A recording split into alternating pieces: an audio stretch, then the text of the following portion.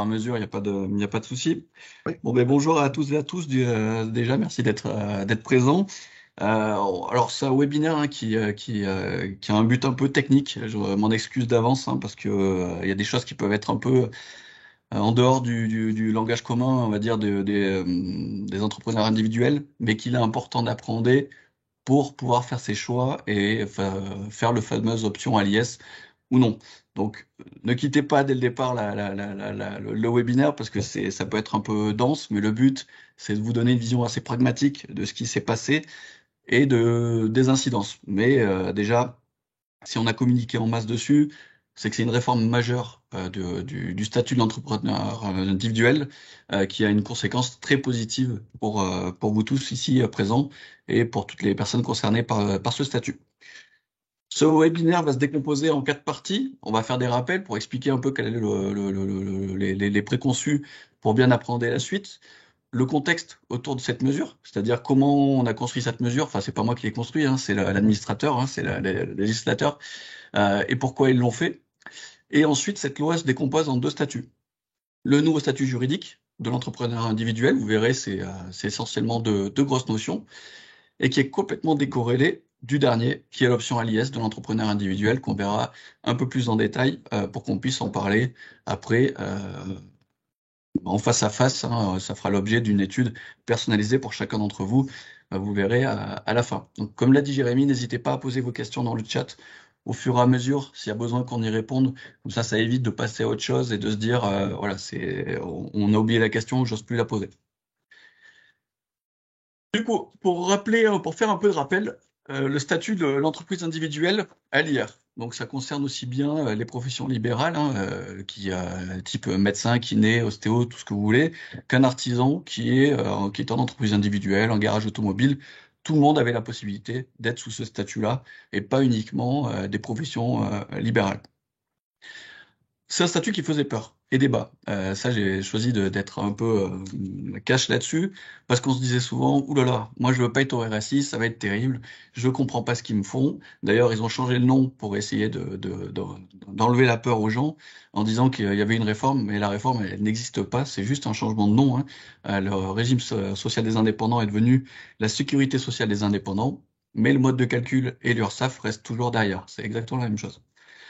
La problématique de ce statut-là, on avait un gros manque de visibilité et un décalage très important par rapport à vos cotisations sociales. Vous avez tous fait, à mon avis, la mère découverte de dire, ben, la première année, pourquoi je paye 1000 euros alors que j'ai gagné peut-être 40 000 euros? Et on vous disait assez justement, ben, on a un forfait de début d'activité première année, un forfait de début d'activité deuxième année, et tant qu'on n'est pas en année 3 et qu'on ne donne pas vos vrais revenus, on n'a pas de vraies cotisations qui sont synchrones avec votre rémunération.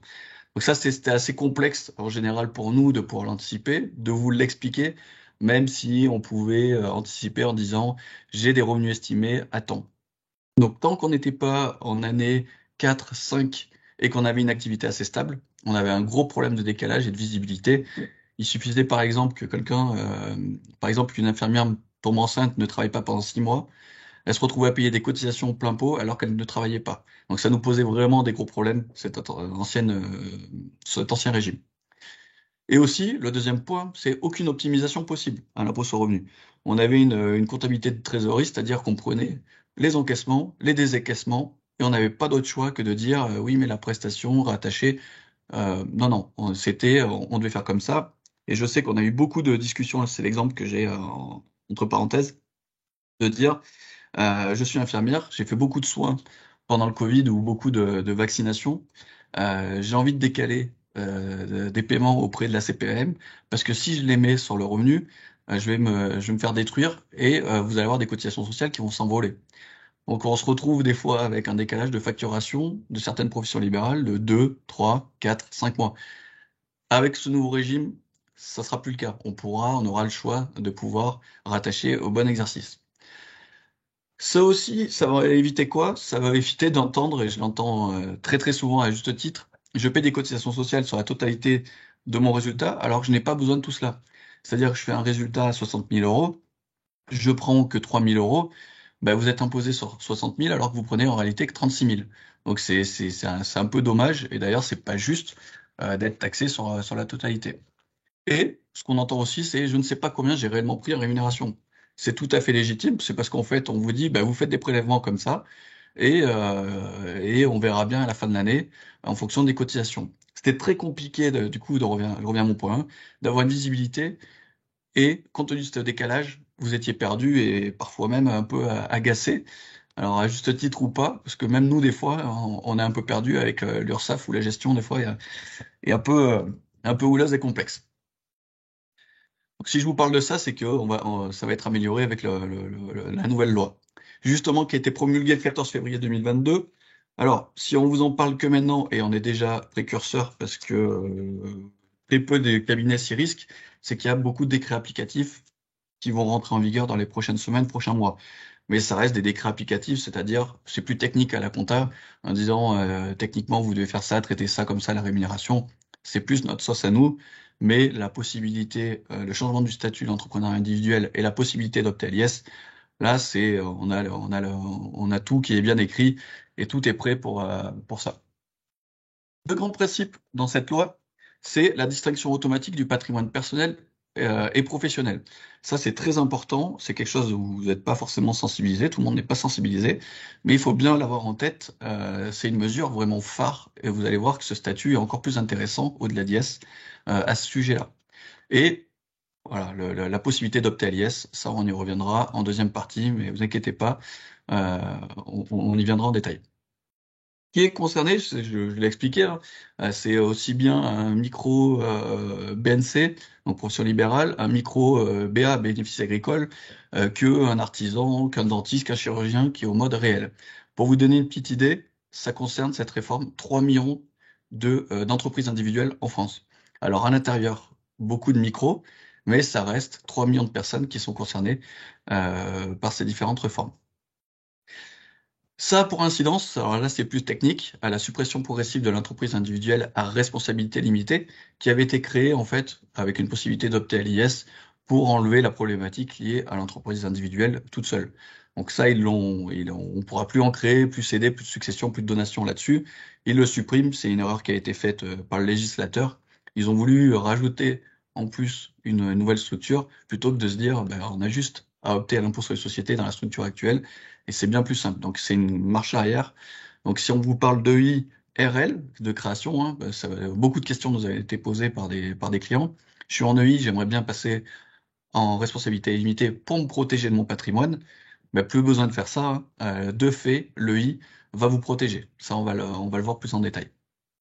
Donc voilà, il faut garder deux notions fondamentales sur cette loi. La distinction du patrimoine, très important, et la possibilité d'opter à l'IS. En fait, c'est pour se conformer à une forme un peu sociétale, hein, type commercial, de dire je ressemble à eux, même dans le fonctionnement. Dans un premier temps, du coup, le statut juridique de l'entrepreneur individuel. Je vais essayer d'être assez rapide, synthétique et pragmatique. C'est pas toujours le cas et c'est pas forcément facile parce qu'on parle de loi. Ce qu'il faut avoir en tête, c'est au niveau de la distinction des patrimoines professionnels et personnels. C'est sur quoi je peux être attaquable en cas de faillite, en cas de problème financier. Aujourd'hui, la réponse, enfin aujourd'hui, avant le 14 mai 2022, pour un entrepreneur individuel, c'était surtout. C'est-à-dire que il souscrivait des emprunts pour acheter une nouvelle machine dans une scierie, il était en entreprise individuelle, son activité ne marche plus, la banque pouvait aller l'attaquer sur son patrimoine personnel. Surtout, sauf la résidence principale, qui était incessible de son patrimoine personnel. Donc il pouvait tout vous prendre. Il pouvait venir chez vous. Donc voilà, c'était un statut qui était clairement très inconfortable et c'est pour ça que souvent, avant, les gens qui faisaient des emprunts optaient pour le URL SRL. Les professions libérales, peut-être moins de risques, mais quand même, au moins, ça permet de mettre tout de suite une sécurité.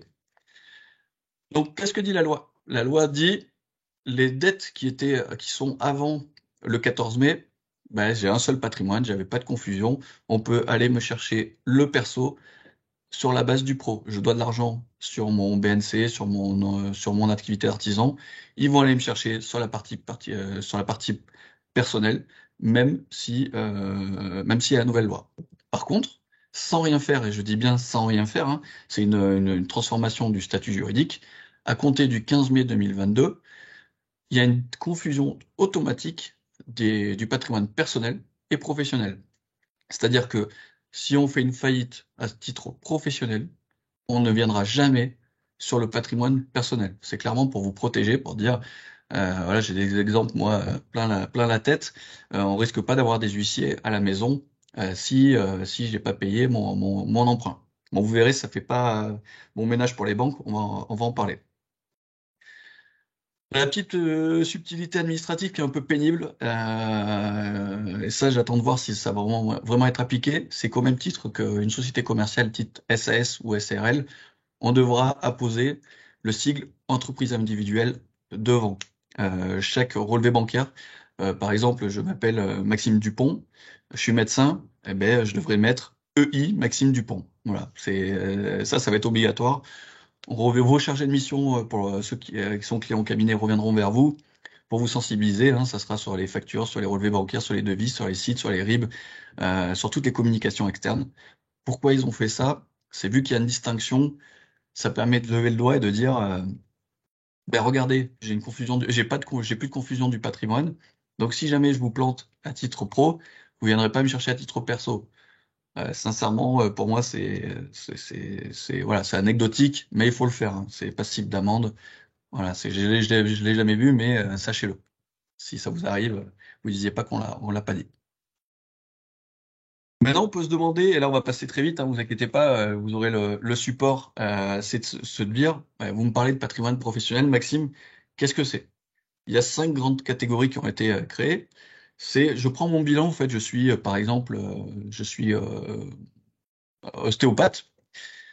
J'ai un fonds de commerce, c'est-à-dire que j'ai racheté un fonds de commerce, une patientèle, à un confrère ou une consoeur. Ça reste bien entendu du patrimoine professionnel. Il va rester à l'actif de votre société. Il ne bougera pas. On ne peut pas le rapatrier dans le patrimoine personnel au moment de le figer. De la même manière, tout ce qui vous sert à faire l'activité. Vous avez des machines, des outils, des tables d'ostéo, je vais dire une bêtise, des stéthoscopes, enfin tout ce qui peut être médical par exemple. Vous le laissez bien à l'actif. Et encore une fois, ça doit y rester. On ne viendra pas vous gager là-dessus. Enfin, on viendra plutôt vous gager là-dessus, sur ce qui est inscrit à l'actif. Il y a la partie immobilière. Alors là, on attend beaucoup de jurisprudence à ce sujet-là, notamment sur les anciennes entreprises individuelles. Il était l'usage avant, malheureusement, de mettre j'ai une maison, j'avais un atelier au fond du jardin, je produisais mon activité, mes petits meubles et tout ça. Là, ça pose un gros problème. Parce qu'on se retrouve avec l'immobilier en même temps que l'activité exploitation. Aujourd'hui, ni Jérémy ni moi ne pouvons vous dire de mettre ça ensemble. Donc, ça crée un souci parce qu'ils disent, bah, la cabane au fond du jardin, vous le sortez du patrimoine personnel et l'huissier, en gros, hein, en traduction, pourra venir vous saisir la cabane au fond du jardin. Je me rends compte que c'est une chanson d'ailleurs, mais voilà, ça posera problématique, donc on attend plus de précision là-dessus. Bien entendu, si je suis artisan, que je détiens des parts d'une autre société, type artisan ou autre, ça reste de l'actif, hein, on ne peut pas le faire disparaître. Je dépose des brevets, tout ce qu'on appelle l'incorporel, je dépose une marque, une licence, pareil, ça reste à l'actif. Et la 5e catégorie, a fortiori, est tout à fait logique. Hein. J'ai un compte bancaire sur mon activité libérale, ben, il reste à mon activité libérale. Si demain je paye pas mes cotisations auprès de l'URSSAF, ben, ils peuvent saisir le compte bancaire si c'est volontaire. Hein. Par contre, ils pourront pas aller plus loin. Donc par définition, tout ce qui n'est pas du patrimoine pro et ce qu'on voit ici, c'est du patrimoine perso. Donc vous serez inattaquable sur tout ce qui est du reste, c'est-à-dire résidence principale, résidence secondaire, là où avant c'était pas le cas. Hein. Attention, hein, on le sait pas forcément, mais il y avait des gros enjeux quand on était en entreprise individuelle, plus ou moins mesurés, mais c'est le cas. Donc l'objectif du législateur ici, ça a été de dire, en gros, qu'est-ce qui est attaquable s'il y a un créancier en face qui veut exercer son pouvoir. Voilà. Donc on pourra revenir, hein, mais de manière générale, pour tout ce qui est client au cabinet, ce qui était déjà actif de votre bilan va le rester. Hein. Il n'y a aucune raison qu'on enlève des choses parce que c'était déjà utile à l'activité. Donc il y aura pas trop de questions par rapport à ça. Malheureusement, il y a des exceptions à la protection du patrimoine. C'est dans quel cas? Alors, on dit, hein, le principe, c'est on peut pas aller plus loin que mon patrimoine pro, donc ce qu'on vient de voir. trois exceptions, on peut renoncer. Ça, je vous laisse vraiment être attentif. Dans quel cas vous allez devoir renoncer? Malheureusement, on a une grosse crainte. J'étais en formation auprès des experts comptables là-dessus. Au niveau des banques, les banques vont dire, bon, c'est bien, on a vu que les entreprises individuelles avaient une responsabilité limitée à présent. Par contre, on va vous demander d'y renoncer parce que moi, j'ai pas envie que vous preniez pas de risque et je veux pouvoir vouloir aller vous saisir, par exemple, une résidence secondaire si vous ne payez pas l'emprunt. Parce que là, aujourd'hui, hein, si on laisse la responsabilité comme ça, ils saisissent la banque, le véhicule potentiellement à l'actif, le matériel, et puis après, s'ils n'ont plus rien, ben basta, c'est tant pis pour eux, vous êtes en liquidation, c'est pas ce qu'on veut, mais c'est comme ça. Donc, gros warning au niveau des banques qui risquent de demander des renonciations. Euh, on peut renoncer créance par créance, hein. On peut dire à la banque, oui, je renonce à mon étanchéité des deux patrimoines, mais par contre, on peut dire à une autre personne qui nous prête de l'argent, toi, tu restes limité à mon patrimoine pro. On va voir un peu dans l'usage comment ça se passe. L'URSSAF, bien entendu, va pouvoir aller prendre votre patrimoine personnel sur les prélèvements sociaux. Alors attention à l'abus de langage. Prélèvements sociaux, ça veut dire quoi? C'est CSG, CRDS. Donc c'est 17,2% de vos cotisations sociales et pas le reste. C'est-à-dire la maladie, les IJ, la retraite et la prévoyance restent dans votre patrimoine professionnel. En traduction hors comptable, je suis chirurgien, je ne paye pas mes cotisations sociales, euh, on ne vient pas me chercher sur mon patrimoine personnel, contrairement à avant. Par contre, on va aller pouvoir venir me chercher pas pourquoi à comprendre, hein, uniquement sur mes prélèvements sociaux, type CSG, CRDS. Le gros avantage de l'entreprise individuelle là, par rapport s'il y en a qui se posaient la question d'être en EURL ou en SARL, ce qui est à peu près la même chose, la grosse différence, c'est que l'EURL, le gérant de URL ou SARL qui ne paye pas ses cotisations sociales reste redevable à titre personnel. C'est-à-dire que quoi qu'il en soit, il paiera ses cotisations à titre personnel. Donc là, on est vraiment dans un cas très avantageux hein, pour l'entreprise individuelle, de dire je paierai uniquement potentiellement mes prélèvements sociaux. C'est un peu technique, hein, faut retenir les grandes notions, mais on aura tout le loisir de pouvoir échanger ensemble là-dessus. Et bien sûr, la troisième catégorie, hein, vous faites des abus de biens sociaux, là, on va venir vous chercher, parce qu'en disant, vous avez fait exprès, vous l'avez fait sciemment, donc je viens vous chercher à titre personnel. Ça reste quand même des cas exclusifs. Donc on en a fini pour la confusion des deux patrimoines. Il faut fondamentalement voilà, retenir que on est vraiment bien protégé. Je sais que souvent on a la question des conjoints hein, qui s'inquiètent quand on est entreprise individuelle, qui se disent voilà, est-ce qu'ils peuvent pas attaquer en disant oui mais moi je veux pas me paxer avec toi parce que tu es chef d'entreprise et on va venir me saisir la maison. Ben justement avec cette réforme, avant c'était plus ou moins pas le cas. Là, aujourd'hui, c'est plus du tout le cas. Sauf dans des cas très limités et qu'on voit les exceptions. Donc, c'est vraiment une réforme vraiment qui est en faveur là de l'exploitant individuel pour lui dire bon, on met des barbelés, vous n'allez pas tout perdre si vous vous ratez. Ça, c'est plutôt intéressant. On en vient à la deuxième catégorie de la réforme, c'est le statut fiscal de l'entrepreneur individuel et la fameuse option LIS possible. Donc là, c'est pareil, hein, une grosse réforme qui peut s'avérer être clairement un avantage énorme. Au-delà du fiscal, ça peut être aussi psychologique. Je disais tout à l'heure, l'avantage de cette réforme, c'est la visibilité. Aujourd'hui, grâce à cette option, on va dire, je gagne 20 000 euros par an, je dis une bêtise, ça va générer 8 400 à peu près euros de cotisation, ça sera contemporain. On se dit pas c'est 20 000 que je gagne, je vais les payer dans 18 mois, ce qui est le cas actuellement, hein. Là, c'est vraiment, on pourra être contemporain compte tenu de cette chose-là. Hop, c'est la page suivante. Si.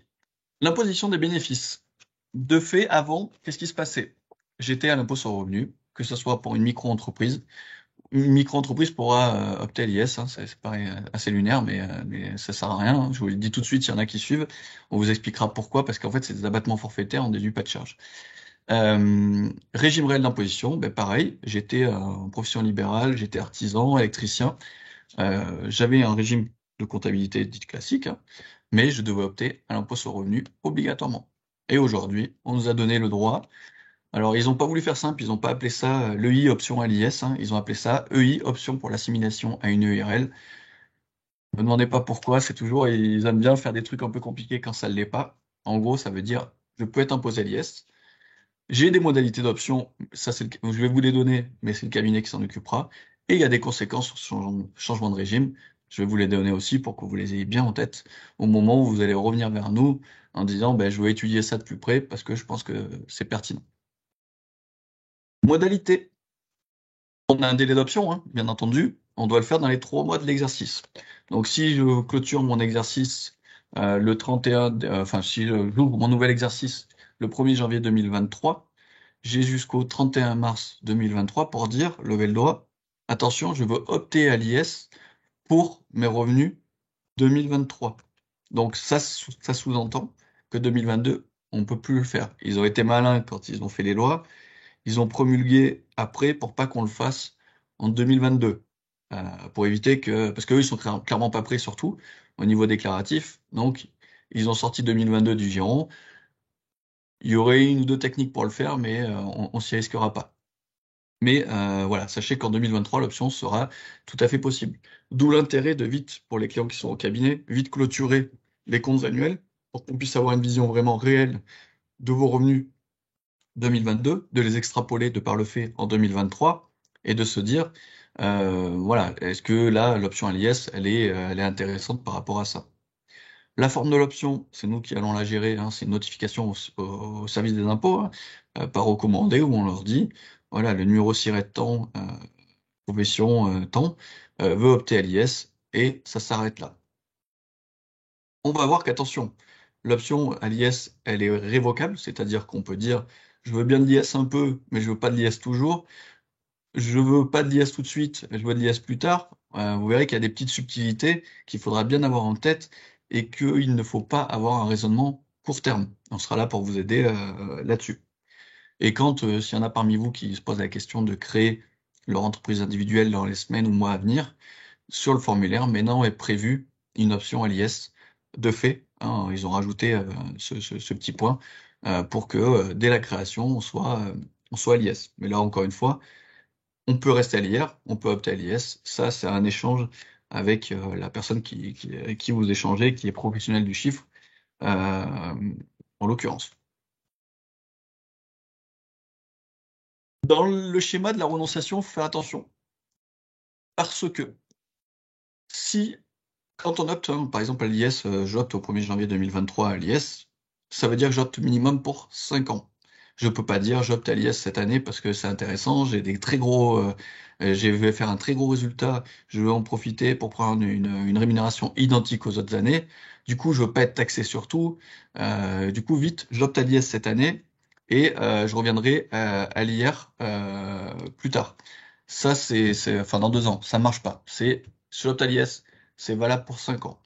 Au bout de 5 ans, on dit je reste à l'IS, et si je reste à l'IS au bout de 5 ans, je reste à vie à l'IS, je ne peux plus revenir à l'IR. Par contre, au bout de 5 ans, je peux très bien dire, voilà, finalement, voilà, votre réforme, moi, elle ne me va pas. Je prends en rémunération tout ce que je gagne dans mon activité de I. Donc, repassez-moi à l'IR. J'aimais bien le manque de visibilité, le décalage. C'est top. Allez, on repart comme ça. On aura la faculté. Mais par contre, il faudra bien se poser la question. Ça, on vous aidera, hein, pas de souci en disant, au bout de 5 ans, réfléchissons si le statut IR ou IS est pas viable. Pour les personnes qui ne connaissent pas la comptabilité avec l'impôt sur les sociétés, parce que je suis conscient que ça peut être très abstrait, vous allez revivre dans la lecture de vos activités. C'est beaucoup plus cohérent, c'est beaucoup plus clair, c'est beaucoup plus pragmatique. On voit vraiment des lignes où il y a rémunération, cotisation sociale, prélèvement. C'est beaucoup plus facile. C'est complet au niveau comptable, mais c'est plus lisible pour vous. Et ça sera mieux pour les banques à titre perso. Ça, c'est un point que j'ai pas noté, que je vais dire tout de suite, sinon je vais l'oublier. Aujourd'hui, quand un artisan va voir une banque, il lit une liasse fiscale, il comprend pas, il dit mais vos prélèvements, il prend des résultats, il comprend pas trop. Là, aujourd'hui, il aura une ligne très claire, rémunération prise par le chef d'entreprise, où ça sera écrit, je sais pas, 36 000 euros. et vous n'aurez pas à justifier des attestations de prélèvement, des attestations de chiffre d'affaires, tout ce que vous nous demandez quand vous demandez un emprunt. C'est beaucoup plus facile. C'est vrai que c'est un argument que l'ordre n'a pas donné, mais en tout cas, pour moi, c'en est un vrai. Donc, option LIS irrévocable, hein, comme j'ai dit, et des textes réglementaires viendront compléter, mais ça, c'est plutôt notre partie. Le principe aujourd'hui, c'est de comprendre l'environnement global de cette réforme et que vous puissiez vous dire, je vais réfléchir dans ma tête avant d'appeler le comptable et pour lui dire, OK, moi, je pense être concerné. Est-ce qu'on peut regarder? J'ai bien compris, j'ai pas compris. On reviendra avec vous. Il y a aucun souci sur ce que je viens de dire.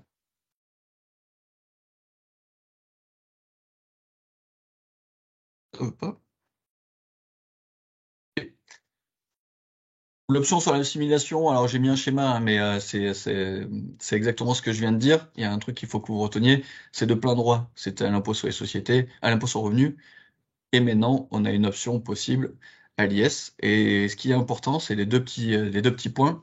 C'est pas de modification de statut juridique, hein, c'est-à-dire que on n'aura pas de formalité, vous ne devenez pas une société, vous n'avez pas de statut juridique comme une SRL ou une SAS, vous n'avez pas de capital social, vous n'avez rien de tout ça.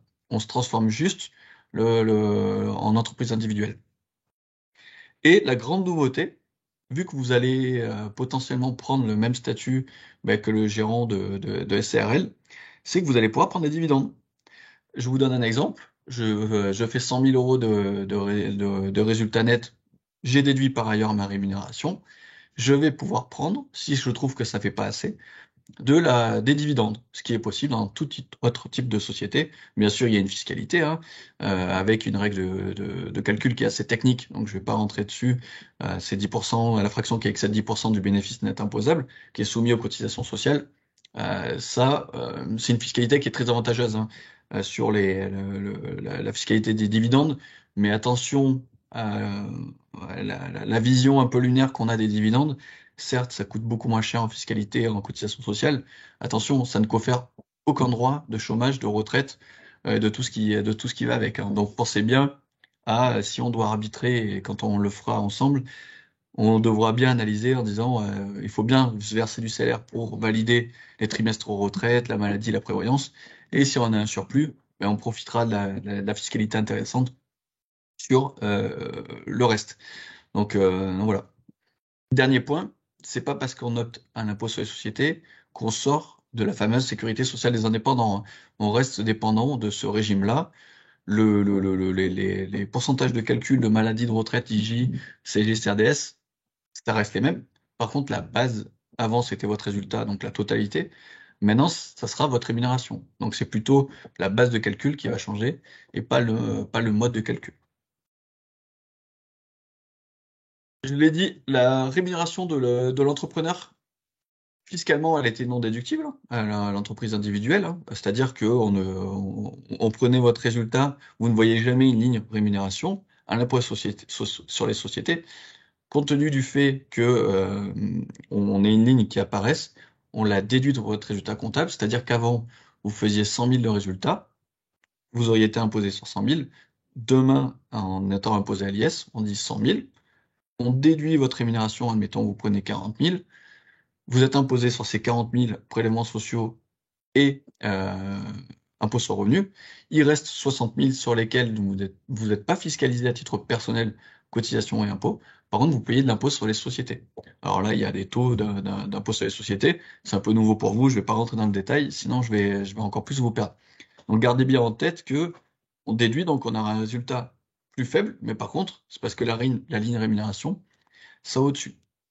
Et les dividendes, hein, ça aussi, on verra en détail un jour si vous en avez besoin, ne sont pas déductibles. C'est vraiment pris sur le résultat qui reste. Et donc là, en l'occurrence, nos 60 000 euros.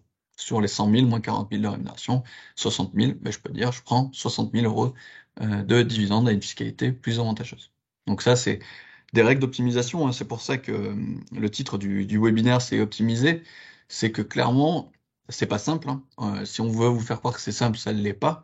On a mis en place, l'ordre nous a bien aidé au niveau d'un outil simulateur qui permettrait au cas par cas de dire quel est l'intérêt ou pas d'utiliser cette réforme. Donc on va voir par rapport à ces sujets-là.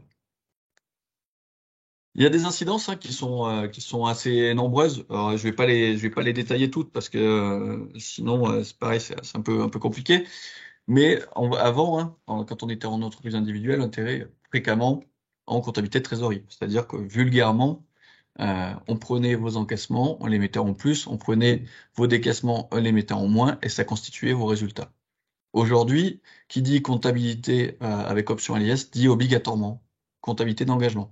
C'est-à-dire qu'on va devoir aller constater chacune de vos factures, même celles qui sont reçues après la clôture de l'exercice, mais qui sont bien afférentes à l'exercice en question.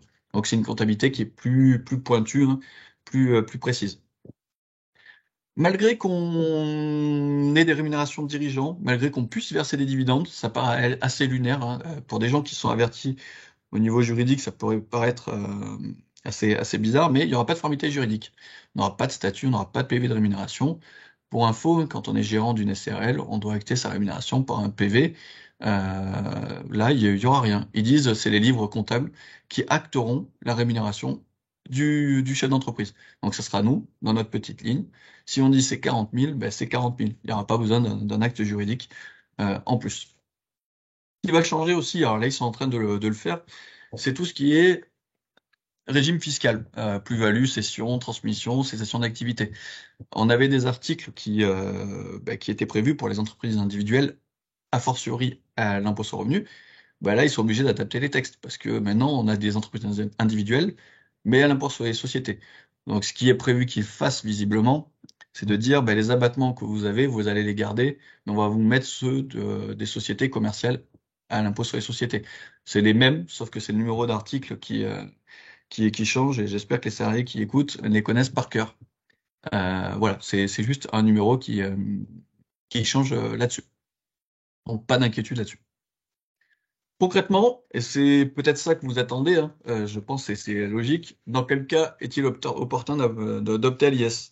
J'ai fait un petit suspense parce que vous n'allez pas être content de la réponse parce elle est assez longue, c'est qu'elle dépend de nombreux critères. Parce que vous avez compris que tout ce qu'on vient de dire a une incidence sur l'option. C'est-à-dire que le premier, c'est l'enveloppe distribuable disponible. Si vous ne faites pas de résultat aujourd'hui, il n'y a aucun intérêt à opter à l'impôt sur les sociétés. Parce que mon enveloppe distribuable, qui est constituée de mon résultat, grosso modo, plus mes cotisations sociales, si j'ai rien, j'aurai toujours rien à l'impôt sur les sociétés. C'est pas magique. Par contre, si j'ai 100 000, qui est déjà énorme en résultat, je vais pouvoir me dire, avec l'option LIS, je vais voir ce que je vais faire. Parce que je vais déjà dire, mon deuxième point, ça dépend de ma rémunération que je veux. Là, je définis ma rémunération. Ça dépend aussi de ma situation personnelle, de l'entrepreneur, pardon, et de son foyer fiscal. Parce que le taux d'imposition dépend, vous avez des enfants, vous êtes pacsé, vous avez des demi-parts en plus pour je ne sais quelle raison. Tout ça aura un impact sur la fiscalité. Donc il faudra bien prendre en compte cette situation personnelle pour faire le bon choix par rapport à ça. Pareil, en Optaliès, il faut bien vérifier. Vous verrez qu'il y a un effet de seuil à l'impôt sur les sociétés. On est à 15% jusqu'à 38 120 euros aujourd'hui, ça va augmenter un peu, et à 25% au-dessus. On a tendance à dire que la rémunération, on l'a fait gonfler jusqu'à l'enveloppe au maximum des 15%. Aucun intérêt à les payer un IS à un taux supérieur en fonction de sa fiscalité. Encore une fois, je vous donne juste les notions génériques et on reviendra un peu en détail au cas par cas sur tous ces points-là. Pareil, il y a un aspect psychologique. Est-ce que je préfère prendre de la rémunération ou des dividendes? Je vous dirai jamais l'un ou l'autre. Enfin, je vous dirai jamais que des dividendes. C'est une bêtise. C'est en général, j'ai une rémunération qui me permet de vivre et de faire tout ce que j'ai à faire. Et j'ai un bonus à la fin qui ne cotise pour rien, mais qui a une fiscalité avantageuse sous forme de dividendes. C'est pour ça que je mets attention aux problématiques des dividendes. C'est que quand on est à la retraite, qu'on n'a pris que des dividendes, quand on arrive à l'âge de la retraite, qu'on n'a pris que des dividendes, on a une très très très mauvaise surprise. Donc attention à ça. Et dernier point, je suis désolé, au moins vous comprenez que le métier d'expert comptable n'est pas toujours si simple. Le choix entre l'imposition des dividendes, soit ce qu'on appelle nous la flat tax en anglais, c'est l'imposition forfaitaire unique à 30%, soit au barème progressif, c'est-à-dire à votre taux d'imposition personnel. Soit on va dire, ben, je prends les 30%, si j'ai un taux d'imposition à 40%, ben, on va prendre le taux forfaitaire à 30%. Ça aussi, on y reviendrait ensemble. Il y a aucun souci pour faire le choix, le meilleur choix pour vous. Il n'y a pas il y a pas de problématique là-dessus. Mais de manière générale, quand est-ce qu'il sera intéressant d'opter à l'IS? Pour que vous commenciez à avoir quand même des premiers éléments de réponse, même si ça dépend de plein de choses, c'est plus le taux marginal il est élevé, plus votre revenu est élevé, plus l'optimisation est possible. C'est-à-dire, en gros, hein, plus l'enveloppe distribuable est élevée, ben, en général, plus on peut l'arbitrer en disant, oui, mais alors attendez, là, je vais profiter de le montant d'impôt, je vais prendre moins de REM, je vais prendre des dividendes. Non, laissez tout en REM, et on va pouvoir arbitrer. Et cet arbitrage se fait là chaque année. Chaque année, on peut dire, je veux moins de REM, je veux plus de REM, je veux moins de dividendes, je veux plus de dividendes, je veux que de la rémunération. Ça, c'est un rôle que vous avez avec votre chargé de mission ou l'expert comptable en charge de votre dossier, de dire chaque année, même après la période, hein, on a l'avantage, vous êtes en LIS, on peut se dire, par exemple, une clôture 31 décembre 2023, on peut se dire au 15 février 2024, bon, ben, la REM là, que vous avez mise, finalement, je la veux pas en rémunération, on va plutôt prendre des dividendes. Voilà, on peut vraiment s'adapter et un confort de visibilité et d'adaptabilité par rapport à ça. Mais retenez, voilà, si vous avez un résultat d'entreprise individuelle ou de BNC, tout ce que vous voulez, qui est à partir de 30, 40 000 euros, voilà, commencez à se poser la question, de dire, en fonction de ce que je veux prendre, c'est sûr que vous gagnez 30 000, vous en prenez 30, aucun intérêt d'opter à l'impôt sur les sociétés, parce que vous ne ferez aucune économie, là-dessus. Et ça m'amène au dernier point de ma présentation. On va vous accompagner, parce que si on vous accompagne pas après mon webinaire, ça va être compliqué. Vous avez sans doute pas tout compris, ce qui est tout à fait légitime et je m'en excuse par avance, mais le but c'était vraiment de comprendre l'objet fondamental de ce webinaire. C'est qu'on va vous proposer, nous, une étude personnalisée qui permettra en fait, d'évaluer l'opportunité ou non d'opter à l'IS. On va pas vous faire opter à l'IS s'il n'y a aucun intérêt. Ça serait complètement naze de notre part. Et de mesurer les impacts financiers liés à cette optimisation. Là, vous avez à droite, sur le fascicule que je vous présente, la trame hein, de l'étude qu'on a montée et que l'ordre a fait, de se dire, voilà, quelle problématique on va pouvoir aller donner. Vous voyez que sur le haut, en fonction de certaines professions libérales, on a un niveau de cotisation qui est un peu différent. Vous voyez, il y a par exemple chirurgien dentiste, avocat ou notaire qui ont des régimes assez spécifiques. On a bien compris qu'il fallait prendre le foyer fiscal parce qu'il y a une incidence sur mon taux d'imposition. Donc ça, on va devoir aller le compléter. Et on va partir dans l'enveloppe pour dire, ben, si j'ai 400 000, c'est énorme, hein, l'exemple qu'on a pris, hein, mais j'ai besoin de 100 000 de rémunération, ça veut dire qu'il reste le temps, je fais quoi? Et là, on va pouvoir dire, ben, avec cette option à l'IS et avec les sous-options qui en découlent dessous, la meilleure option est celle-ci en bas de page. C'est-à-dire que pour 400 000, où est-ce que je paye le moins d'impôts pour avoir le plus d'argent pour moi? En gros, c'est l'équation qu'il faut réussir à résoudre. C'est avec quoi je gagne le plus et j'en donne le moins à l'impôt. C'est pour ça que aux impôts, c'est pour ça qu'il n'y a pas de tabou, hein.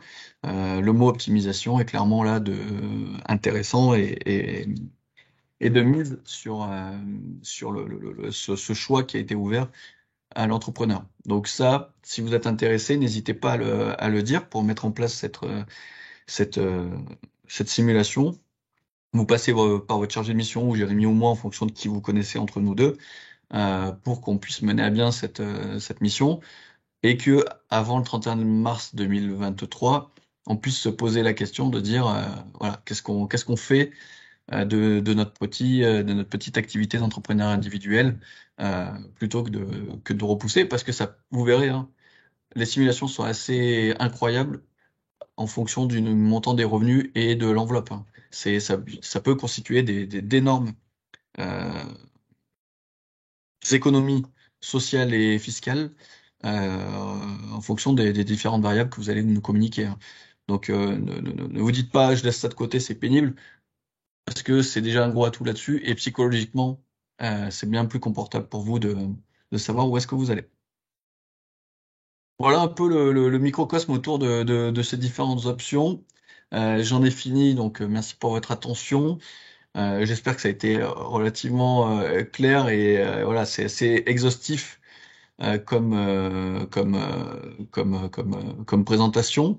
Mais voilà, ça permet de débroussailler un peu cette loi, de un peu mieux la comprendre. Je sais que cette vidéo sera en replay, donc vous pourrez la re-regarder avant de vous coucher. Voilà, n'hésitez surtout pas à revenir vers nous, client ou pas client du cabinet. C'est pas important. Le but, c'est de répondre. Donc, je passe la main à Jérémy. J'en ai assez parlé. Voilà, merci Merci. Maxime. Du coup, on a quelques questions qui commencent à arriver. Première question de Virginie qui nous demande comment on détermine la fonction en fonction du chiffre d'affaires mensuel. Voilà, pour reprendre les propos de Maxime et pour bien comprendre hein, ce statut-là, c'est qu'on va déterminer, enfin, aujourd'hui, en tant qu'entrepreneur individuel à l'IR, forcément, parce vous n'avez pas le choix, vous subissez votre rémunération. C'est-à-dire que votre rémunération est égale tout simplement à vos recettes, à vos encaissements, pour être tout à fait clair, tout ce que vous encaissez moins tout ce que vous avez payé. Aujourd'hui, c'est ça, ça fait un plus et un moins, ça nous donne un résultat et c'est votre base pour vos cotisations sociales et votre base de calcul pour votre impôt sur le revenu. L'avantage de l'impôt sur les sociétés, hein, je fais je répète un petit peu, mais pour nous, ça nous paraît très clair.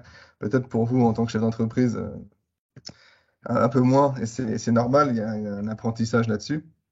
Je vais répondre à la question qui concerne du coup comment détermine-t-on son chiffre d'affaires. Alors comment on le détermine? Il y a deux façons de le déterminer. Il y a ce dont vous avez besoin, première chose, et puis il y a ce que vous pouvez vous permettre. Donc ce dont vous avez besoin, c'est vous qui allez nous donner la réponse. On ne peut pas connaître finalement euh, ce dont vous avez besoin pour vous pour vivre, on va dire au minimum. Après, il y a ce qu'on aimerait, il y a déjà se couvrir le minimum. Ensuite, ce que vous prenez au-delà, et que vous prenez réellement, qu'est-ce que vous en faites? Là aussi, on peut optimiser, je m'explique. Si pour vivre, vous avez besoin de 2 000 € par mois, et vous dites, moi, je prends quand même 2 500 € de salaire, parce que j'aime bien avoir un peu plus, mettre sur une assurance vie 500 € par mois, eh bien, peut-être qu'on peut travailler un petit peu différemment, en gardant ces 2 000 € pour vivre, puis ces 500 € par exemple, qu'aujourd'hui, vous prenez à titre de rémunération qui sont soumis à la fois aux charges sociales, donc à peu près 50% de charges sociales dessus, plus impôt sur le revenu. Peut-être qu'on peut les investir, bon, pas en assurance vie, mais sur d'autres supports, euh, pour les mettre de côté, mais avant de passer par la case impôt sur le revenu et avant de passer par la case charges sociales. Voilà. Ce qui fait qu'on va optimiser vos placements puisqu'ils ne seront pas soumis ni à l'impôt ni aux charges sociales. Alors après, comment on détermine le maximum? Donc, l'entre-deux, c'est au maximum, si vous prenez tout, je m'explique, vous avez un chiffre d'affaires, vous avez des charges, et puis derrière tout ce qui reste, on se dit on prend tout, on vide la société, on fait un résultat de zéro, enfin on vide la structure, c'est-à-dire qu'on n'aura pas de bénéfice ni perte, puisque tout est passé en charge sociale et en rémunération. Bon, bah ça, ce calcul-là, on le fait avec vous pour déterminer votre enveloppe on va dire, de rémunération maximale. Vous nous donnerez l'enveloppe de rémunération minimale. Et puis entre deux, eh bien, on trouvera une alternative en fonction de vos objectifs perso. Ça peut être mettre de côté, ça peut être transmettre, ça peut être investir dans autre chose. Il y a tout un tas de choses qui peuvent être faites. C'est le gros avantage de passer à ce statut à l'IS, c'est que vous n'allez plus subir votre rémunération, vous allez pouvoir la piloter en Mhm. fonction de vos besoins du moment. Ça peut évoluer chaque mois, hein. Il y a rien qui est figé. Chaque année, on refait un point sur vos besoins de l'année. Et on peut même, comme le précisait Maxime, changer a posteriori. C'est-à-dire que votre rémunération de 2023, vous l'avez déterminée sur le premier trimestre 2023. Finalement, on se rend compte que c'était, quand on avance sur votre bilan premier trimestre 2024, on se rend compte que c'était pas forcément optimisé. On a encore la possibilité d'influer comptablement et fiscalement, voire socialement, sur 2023, alors qu'on est en 2024. C'est-à-dire qu'avec les vrais chiffres, on n'a plus besoin de se dire, j'arrive sur la fin d'année, vite, vite, vite, il faut que je fasse des dépenses, vite, vite, vite, est-ce que je prends du salaire, vite, vite, vite. Non, non, non, c'est tranquille, on attend, on a le bilan, et avec le bilan, on peut arbitrer. Voilà. Donc ça, c'est le gros avantage, c'est on a un délai à ce niveau-là. Je ne sais pas si j'ai répondu, Virginie, il faudra me dire, parce que je pars un peu loin, mais c'est dites-moi si vous avez eu de la votre réponse, sinon précisez, je me ferai un plaisir de répondre plus en détail. On a Shaina qui nous demande, concernant la séparation des patrimoines, les banques demandent souvent des garanties et des cautions. En cas de défaillance de l'EI, peuvent-ils tout de même aller chercher sur le patrimoine perso sur ce fondement? Eh bien, du coup, oui, c'est-à-dire que à partir du moment où le contrat de prêt, j'entends, du coup, il est souscrit au titre professionnel avec une garantie étendue sur votre patrimoine personnel. Oui, ils iront le chercher, mais vous le saurez, entre guillemets. C'est-à-dire que vous aurez accepté à l'origine d'être caution, d'avoir une garantie dite personnelle sur votre patrimoine. Elle est souvent limitée, hein, on n'a pas une garantie totale. Vous faites un emprunt de 50 000, admettons, vous allez pouvoir négocier une, euh, une caution à hauteur de 10, 15, 20 000, 30 000 peut-être. C'est rarement sur la totalité du prêt. Et ça, c'est à déterminer avec la banque au moment de la souscription du prêt, de l'emprunt. Alors Maxime, merci. Alors, super présentation. Alors, un autre Maxime, je te Merci. transmets le compliment. Pourriez-vous mettre à disposition le diaporama? Donc on vous fournira la vidéo va être découpée et publiée sur YouTube. Voilà, partie par partie. Donc vous pourrez retrouver la présentation à ce moment-là. Virginie, merci pour la réponse. Eh ben, c'est parfait. Peut-on modifier la rémunération d'un mois à l'autre ou est-ce fixe pour l'année? Alors, il faut savoir que la déclaration, ça ne change rien pour vous aujourd'hui. Le mode de déclaration de vos revenus reste identique. C'est-à-dire que, on va dire en juin N plus 1, donc votre rémunération 2023 au titre de l'année complète sera déclarée en juin 2024. Donc, une fois qu'on a terminé le bilan, que tout est fait, après on déclare votre rémunération. Que vous ayez pris 1 000 euros par mois pendant 11 mois et 30 000 euros d'un coup au mois de décembre, ou alors vous avez pris une rémunération identique tout au long de l'année, ça change strictement pour rien, ni pour vous, ni pour nous. La seule chose, par contre, qu'il faut plutôt anticiper en termes de trésorerie, et on ne le répétera jamais assez, c'est que plus on a une visibilité tôt sur la rémunération globale, sur votre enveloppe de rémunération globale sur l'année, mieux on peut en fait adapter vos prélèvements de charges sociales, que ce soit l'URSSAF ou vos caisses de retraite complémentaires, à votre rémunération réelle. Voilà. Donc, pour éviter les rattrapages, ce genre de choses. Donc, si on se dit, bon, bah, on part sur l'année, peu importe le résultat, moi, j'ai besoin pour vivre au minimum de 2 000 euros. Ça ne veut pas dire que je gagne 24 000, ça veut dire que je prends 24 000 en rémunération. Tout le reste, c'est du bonus. On verra plus tard. Soit je le prendrai en rémunération, soit en dividende, soit je le laisse dans la structure pour plus tard pour l'investissement. Vous aurez le choix. Voilà. Vous pourrez arbitrer. Bon, bah, si dès le départ, on sait que c'est 24 000, et bien dans ce cas-là, on prévient l'URSSAF, vos impôts pour votre prélèvement à la source, votre caisse de retraite complémentaire, pour qu'ils adaptent les prélèvements de l'année en fonction de votre rémunération de l'année. Et ça, c'est fixe et ça ne bougera pas. On n'aura pas de notion de montagne russe d'une année sur l'autre avec des rattrapages de prélèvements. Je pense pour compléter, Jérémy, je pense que Oui, la question aussi, c'était de dire, par exemple, on part sur une enveloppe de 24 000 dans une année, c'est 2 000 de manière linéaire, on a droit de faire en janvier 1 000 parce que j'ai une saisonnalité basse sur ce mois-ci. Je sais que février est un gros mois, je peux faire 3 000 et après faire 2 000 le reste de l'année. On peut vraiment faire 1 000, 1 000, 3 000, 1 000, 3 000, ce que vous voulez, hein. C'est là, il y a pas d'encadrement. Vous mettez la rémunération que vous voulez chaque mois, comme vous le voulez. Voilà. C'est tout. super. Et ben, du coup, merci. On a des compliments de Sheina. Alors, tac, tac, tac. On est donc d'accord qu'investisseur IMO, cela ne me concerne pas tellement. On est d'accord. Sur cette partie investissement immobilier, vous êtes considéré comme une entreprise individuelle. Mhm. Néanmoins, l'option à l'IS, pour le coup, elle n'a pas d'intérêt. Ouais. Sachant que dans votre cas, on n'est pas sur une activité d'exploitation, on est sur une activité d'investissement. Vous n'avez pas de rémunération, en tout cas, vous n'avez pas de salaire, le fruit de votre travail qui est lié à ce statut de loueur meublé non professionnel. Donc, ça ne s'applique pas. Ouais. Je valide. Ouais.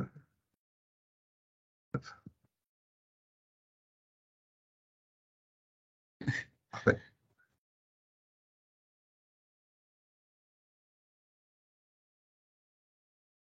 S'il n'y a pas d'autres questions, on a fini avec 5 minutes d'avance et c'est tant mieux. N'hésitez pas à revenir vers nous, vers votre chargé de mission pour les clients du cabinet si vous voulez avoir des compléments d'infos, si vous voulez qu'on fasse cette petite étude pour vous, pour savoir si l'opportunité, enfin si le jeu en vaut la chandelle, en fonction de vous, en fonction de vos besoins. Donc, ce qu'il faut, c'est vos résultats, en général, on les a. Ce qu'il faut, c'est bien déterminer, quand vous viendrez nous voir, ce dont vous avez besoin tous les mois pour vivre, comment vous imaginez votre futur, quel est votre niveau de rémunération minimum et à quoi ça sert, grosso modo, qu'est-ce que vous faites avec cet argent-là. Vous prenez 1000 euros, 2000, 3000, 10 000 euros par mois, pourquoi faire? Voilà. Est-ce que ça paye? Qu'est-ce que vous en faites? Est-ce qu'il y a des placements derrière? Est-ce qu'on peut optimiser de ce côté-là? Est-ce que vous avez voilà, de combien vous avez besoin pour vivre au minimum? Également, vous pensez à vos vacances, également à tous les faux frais, ce genre de choses. Et à partir de là, on a une base solide pour travailler.